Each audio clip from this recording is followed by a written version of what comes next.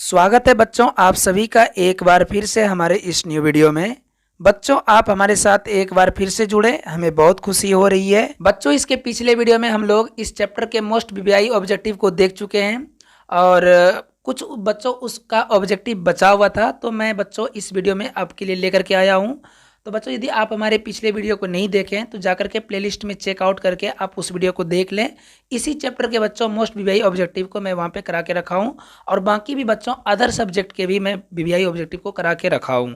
ठीक है, तो ये जितने भी ऑब्जेक्टिव है बच्चों, ये आपके एग्जाम के लिए बहुत ज़्यादा ही इंपॉर्टेंट है। तो ज़्यादा लेट ना करते हुए चलिए बच्चों हम शुरू करते हैं आज के इस वीडियो को। और बच्चों, वीडियो में आगे बढ़ने से पहले हम आपको एक चीज़ बता देते हैं कि मैं यहाँ पे जितने भी आपको ऑब्जेक्टिव करा रहा हूँ शुरू से, ये सारे ऑब्जेक्टिव बच्चों आपके एग्जाम में 100% आने वाला है। तो ये सारे ऑब्जेक्टिव को बच्चों आप ध्यानपूर्वक देखें और इसे एनालिसिस करें और समझने की कोशिश करें बच्चों। ठीक है, तो ज़्यादा लेट ना करते हुए चलिए हम बच्चों वीडियो में आगे बढ़ते हैं और देखते हैं कि हमारा आगे का क्वेश्चन जो है 35 बच्चों हम पिछले में कंप्लीट कराए थे और यहाँ पे आज हम 36 से बच्चों क्वेश्चन आगे देखने वाले हैं। तो चलिए बच्चों शुरू करते हैं आज के हमारे इस वीडियो को। तो बच्चों, हमारा आज का पहला क्वेश्चन है, भारत के किस राज्य में वन का सबसे अधिक विस्तार है? तो बच्चों, आपको यहाँ पे याद रखना है कि भारत में जो है बच्चों सबसे अधिक वन का विस्तार मध्य प्रदेश में है। तो आपका ऑप्शन नंबर हो जाएगा सी। तो चलिए बच्चों अगले क्वेश्चन पे बढ़ते हैं हम लोग। अगला क्वेश्चन हमारा क्या है? तो अगला क्वेश्चन है कि ऊर्जा का गैर पारंपरिक स्रोत क्या है? तो बच्चों, ऊर्जा का गैर पारंपरिक स्रोत जो है वो है आपका विद्युत। ठीक है, अगले क्वेश्चन पे आते हैं बच्चों। अगला क्वेश्चन क्या है हमारा? तो अगला क्वेश्चन है, इनमें से कौन मैग्नीज का महत्वपूर्ण उत्पादक नहीं है? बच्चों, हम आपको कल भी बोले थे कि नहीं वाला क्वेश्चन को आप ध्यानपूर्वक देखेंगे। ठीक है, बोला कि इनमें से कौन मैग्नीज का महत्वपूर्ण उत्पादक नहीं है। तो बच्चों, इसका राइट आंसर हो जाएगा आपका ऑप्शन नंबर सी, तमिलनाडु हो जाएगा बच्चों। ठीक है, अगले क्वेश्चन पे आते हैं बच्चों। अगला क्वेश्चन क्या है हमारा? तो अगला क्वेश्चन है कि बृहद क्षेत्र में जल की उपस्थिति के कारण ही पृथ्वी को क्या कहते हैं? तो बच्चों याद रखिएगा कि जब बृहद क्षेत्र में जल की उपस्थिति होने के कारण पृथ्वी को हम लोग नीला ग्रह के नाम से जानते हैं। ठीक है, आगे क्वेश्चन में बढ़ते हैं बच्चों। अगला क्वेश्चन है हमारा, ज्वारीय एवं तरंग ऊर्जा उत्पादन हेतु अनुकूल परिस्थितियों में कहाँ पाई जाती है? मतलब कि बच्चों यहाँ पे क्वेश्चन किया है कि ज्वारीयों और तरंग का ऊर्जा उत्पादन जो होता है वो अनुकूल परिस्थितियों में कहाँ पाई जाती है? तो बच्चों याद रखिएगा, ये आपका पाई जाती है खंभवत की खाड़ी में। ठीक है बच्चों, ऑप्शन नंबर आपका हो जाएगा बी। तो अगले क्वेश्चन पे आते हैं। अगला क्वेश्चन क्या है हमारा? अगला क्वेश्चन है, दक्षिण भारत की सबसे बड़ी नदी घाटी परियोजना कहाँ है? तो बच्चों याद रखिएगा, ये जो है आपका तुंगभद्र में है। ठीक है बच्चों, तुंगभद्र में दक्षिण भारत की सबसे बड़ी नदी घाटी परियोजना है। अगले क्वेश्चन पे आते हैं बच्चों। अगला क्वेश्चन क्या है कि डाकू की अर्थव्यवस्था का संबंध किससे है? तो बच्चों, डाकू की अर्थव्यवस्था का संबंध जो है आपका संसाधन का विदोहन से है। ये बच्चों बहुत ही इंपॉर्टेंट ऑब्जेक्टिव है। ठीक है, आप इसको मोस्ट वीवीआई में रखिएगा। अगले क्वेश्चन पे आते हैं बच्चों। अगला क्वेश्चन क्या है हमारा कि काला लोहा किसे कहा जाता है? तो बच्चों, काला लोहा जो होता है ये आपको मैग्नाइट को कहा जाता है। कि कारण ये होता है बच्चों कि मैग्नाइट का रंग जो होता है वो काला ही होता है। ठीक है, अगले क्वेश्चन पे आते हैं। अगला क्वेश्चन है कि विश्व पर्यावरण दिवस कब मनाया जाता है? तो बच्चों, विश्व पर्यावरण दिवस हाल ही में भी 5 जून को मनाया गया था, आपको याद होगा। तो विश्व पर्यावरण दिवस बच्चों 5 जून को मनाया जाता है। ठीक है, अगले क्वेश्चन पे आते हैं। अगला क्वेश्चन है, निम्नलिखित में किस खनिज का भारत निर्यात नहीं करता है? तो बच्चों, ये जो गंधक होता है ये भारत बच्चों इस चीज का निर्यात यहाँ अपने भारत में नहीं होती है। ठीक है, अगले क्वेश्चन पे आते हैं बच्चों। अगला क्वेश्चन है, भारत में कोयले का सर्व प्रमुख उत्पादन राज्य कौन है? तो सबसे जो बेस्ट जो बच्चों कोयले का उत्पादन है वो आपको पता होगा बच्चों, ये है आपका झारखंड। ठीक है, सबसे अधिक बच्चों कोयला झारखंड में ही होता है। ठीक है ना, अगले क्वेश्चन पे आते हैं बच्चों। अगला क्वेश्चन है कि मैग्नीज का निर्यात इनमें से किस बंदरगाह से नहीं किया जाता है?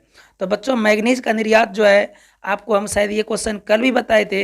ये क्वेश्चन जो है आपको राइट आंसर हो जाए बच्चों, मंगलोर से नहीं किया जाता है। मंगलोर बच्चों ये एक बंदरगाह है, इस बंदरगाह से बच्चों मैग्नीज का निर्यात नहीं होता है। बाकी बात इसमें से मुंबई से भी मैग्नीज का निर्यात हो जाता है आपका, मारमागोवा से भी हो जाता है बच्चों, और विशाखापट्टनम से भी हो जाता है।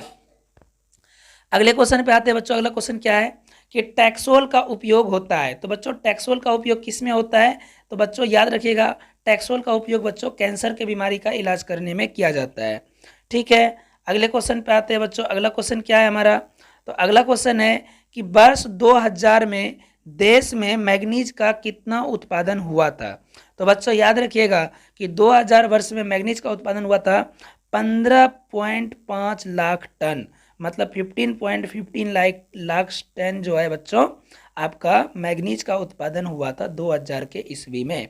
ठीक है, अगले क्वेश्चन पे आते हैं। अगला क्वेश्चन क्या है कि सर्वोत्तम कोयला का प्रकार कौन सा है? मतलब सबसे अच्छा कोयला किसे माना जाता है?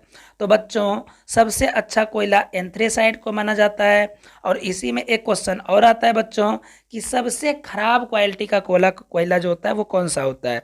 बच्चों याद रखिएगा, सबसे खराब क्वालिटी का कोयला जो होता है वो पीट होता है।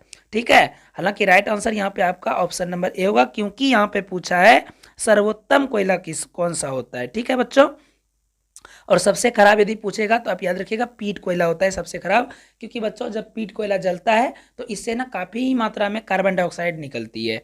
ठीक है, अगले क्वेश्चन पे आते हैं बच्चों। अगला क्वेश्चन क्या है हमारा कि देश में मैग्नीज का कुल भंडार कितना है? तो बच्चों देश में मैग्नीज का कुल भंडार जो है वो है 1670 लाख टन। ठीक है, ऑप्शन नंबर सी हो जाएगा। अगले क्वेश्चन पे आते हैं बच्चों। अगला क्वेश्चन है कि विश्व की कितनी प्रतिशत जनसंख्या भारत में निवास करती है? तो बच्चों पूरा विश्व का जो है 16% जनसंख्या अकेले भारत में निवास करती है बच्चों। ठीक है, अगले क्वेश्चन पे आते हैं बच्चों। अगला क्वेश्चन है कि विश्व, अच्छा बच्चों वही क्वेश्चन रिपीट हो गया है, याद रखिएगा कि विश्व की कितनी प्रतिशत जनसंख्या भारत में निवास करती है? तो 16% बच्चों जनसंख्या निवास करती है भारत में।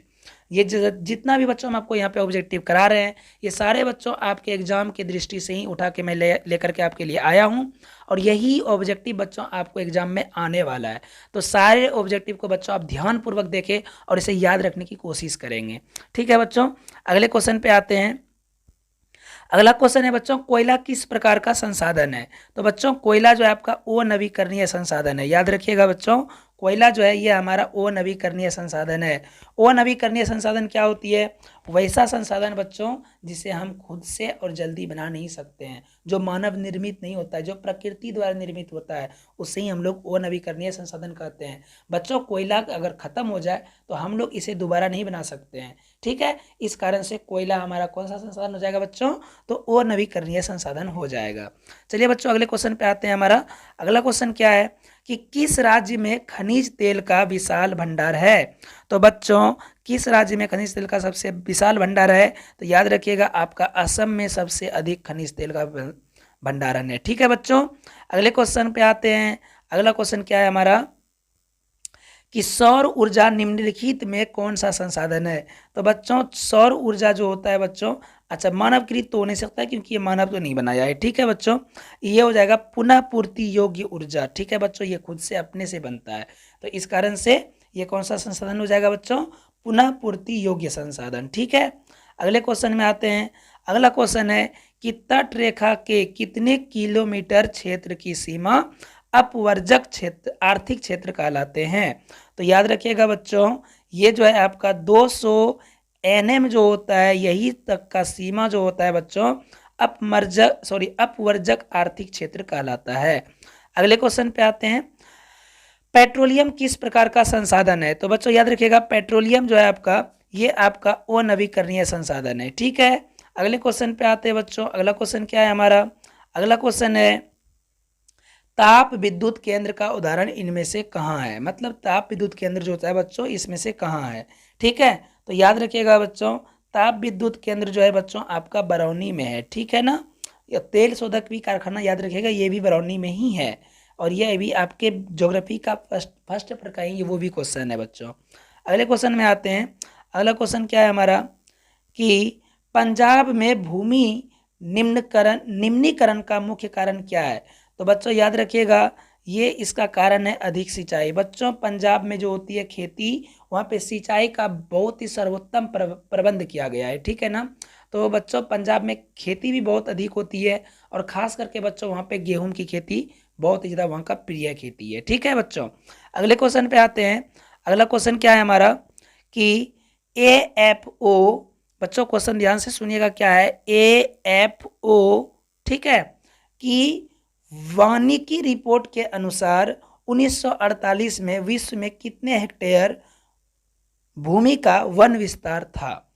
तो बच्चों याद रखिएगा, ये जो है आपका AFO की विनकी रिपोर्ट के अनुसार 1980 में बच्चों विश्व में जो है आपका ये हो जाएगा बच्चों 4 अरब हेक्टेयर जो है अपना यहाँ पे भूमि का विस्तार था। ठीक है, अगले क्वेश्चन पे आते हैं बच्चों। अगला क्वेश्चन क्या है हमारा कि भारत में लगभग कितने करोड़ हेक्टेयर भूमि का क्षरण हो चुका है। तो याद रखिएगा बच्चों, भारत में लगभग 13 करोड़ हेक्टेयर का भूमि का क्षरण हो चुका है, मतलब ये भूमि बच्चों हम लोगों का बर्बाद हो चुका है।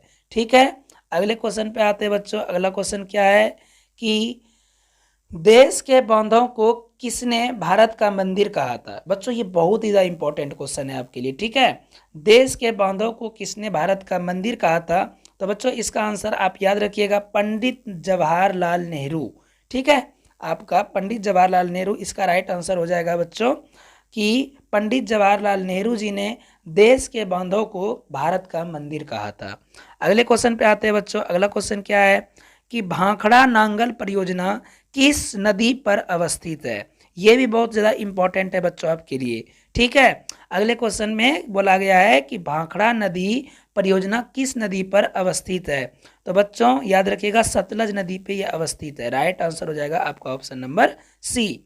ठीक है, अगले क्वेश्चन पे आते हैं बच्चों। अगला क्वेश्चन क्या है हमारा, तो बच्चों अगला क्वेश्चन है कुल जन का कितना प्रतिशत भाग महासागरों में निहित है।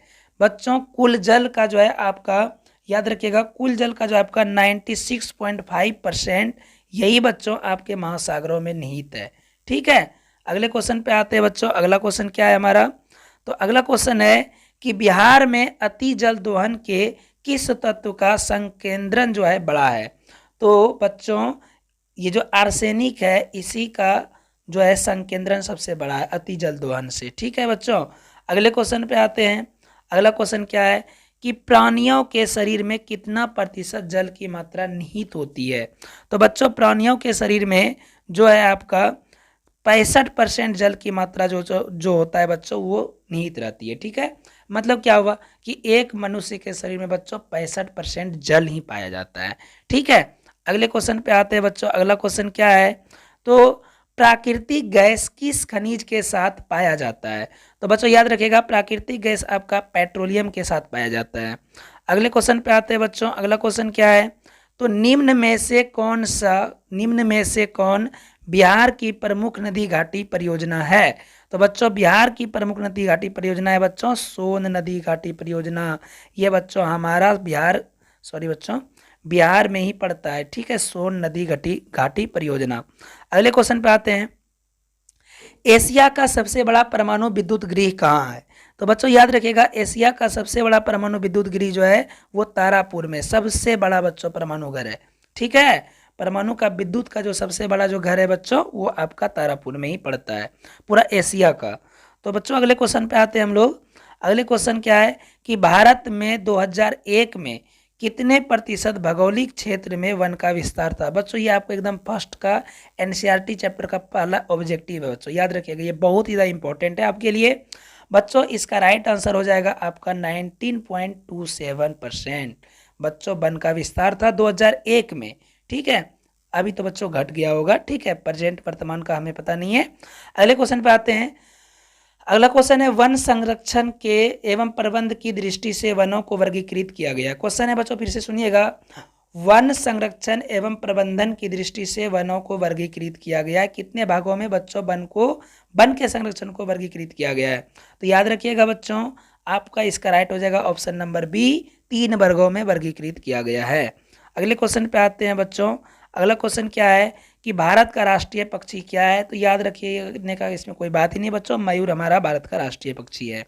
अगले क्वेश्चन पे आते हैं बच्चों। अगला क्वेश्चन है इनमें कौन सा ऐसा जीव है जो केवल भारत में ही पाया जाता है। बच्चों ध्यान से सुनिए क्या बोला है क्वेश्चन में कि इनमें से कौन सा जीव है जो कि सिर्फ भारत में पाया जाता है। तो बच्चों डॉल्फिन जो होता है ये सिर्फ और सिर्फ भारत में पाया जाता है। ठीक है, अगले क्वेश्चन पे आते हैं। अगला क्वेश्चन क्या है? तो बच्चों अगला क्वेश्चन है हमारा, निम्न में से कौन सा लोहा अयस्क का एक प्रकार है?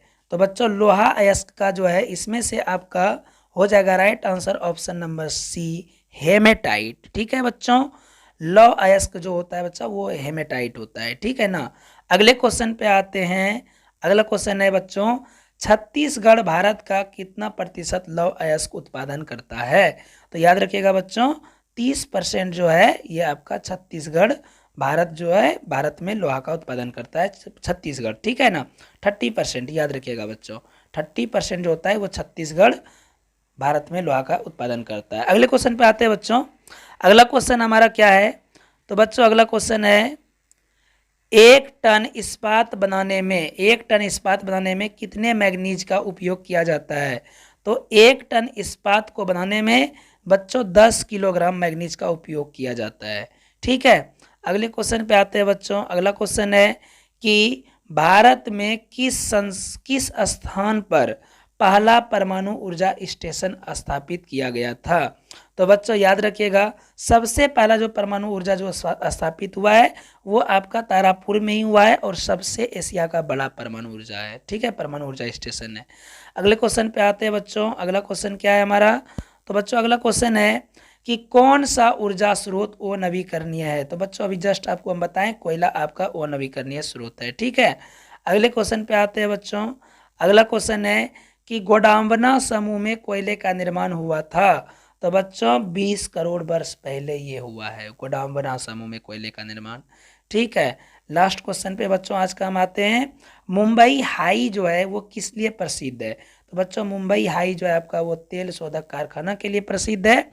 और इसी के साथ बच्चों आपके एसएसटी का जो ज्योग्राफी का बच्चों पहला चैप्टर जो है इस चैप्टर का बच्चों हम लोग कंप्लीट 80 ऑब्जेक्टिव देख चुके हैं। यदि बच्चों आप हमारे इसके पहले वाला 36 ऑब्जेक्टिव को नहीं देखे हैं तो आप उसे भी जा करके देखिए, वो भी बहुत ही आपके लिए इंपॉर्टेंट है बच्चों। हम आपको एक चैप्टर का 80 ऑब्जेक्टिव करा दिए बच्चों। ये 80 ऑब्जेक्टिव में ही आपका ऑब्जेक्टिव आने वाला है, आपके एग्जाम में आने वाला है। तो बच्चों आप सारे ऑब्जेक्टिव को ध्यानपूर्वक देखिए और उसे समझने की कोशिश करिए। बच्चों हम आपको यहाँ पे हर एक सब्जेक्ट का ऑब्जेक्टिव सब्जेक्टिव सारा ही सॉल्यूशन देने वाले हैं। तो बच्चों आप हमारे चैनल पर सब्सक्राइब करके आप इसे रख लीजिए। तो बच्चों मिलते हैं फिर से एक न्यू वीडियो के साथ में, तब तक बने रहे हमारे वीडियो में। Bye bye, take care, see you.